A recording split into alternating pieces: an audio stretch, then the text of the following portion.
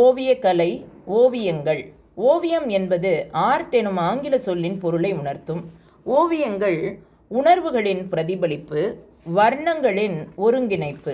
ஓவியங்கள் இயற்கையானவைகளாகவோ அல்லது ஒரு பொருளை போன்று வரையப்பட்டவையாகவோ, நிழற்படத்தை ஒத்தவையாகவோ, பண்பியல் தன்மை கொண்டனவாகவோ இருக்கலாம்.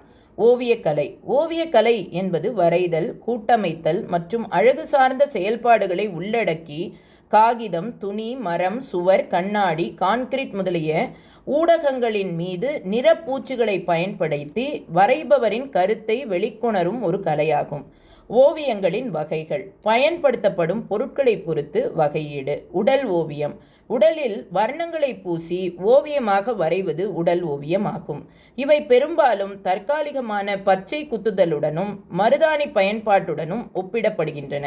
கேலி சித்திரம். அரசியல் நிகழ்வு, சமயம், சமூகம் முதலிய பல்வேறு துறைகளை சார்ந்த கருத்துக்களை நகைச்சுவையாக விளக்கும் ஓவியங்கள் கேலி சித்திரங்கள் ஆகும். காப்பி ஓவியம்.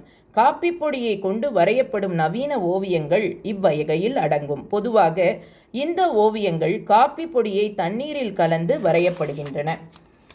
துணி ஓவியம். அனைத்து வகை துணிகளிலும் வரையப்படும் ஓவியம் துணி ஓவியம் ஆகும். கண்ணாடி ஓவியம். கண்ணாடியில் வரைவதற்கேற்ற எழுத்துப் பொருட்களினால் வரையும் ஓவியம் கண்ணாடி ஓவியம் ஆகும். குகை ஓவியம் அல்லது பாறை ஓவியம். சுண்ணாம்பு, மரப்பிசின் மற்றும் மூலிகைகளை கொண்டு குகை பாறைகளில் வரையப்படும் ஓவியங்கள் குகை ஓவியம் ஆகும்.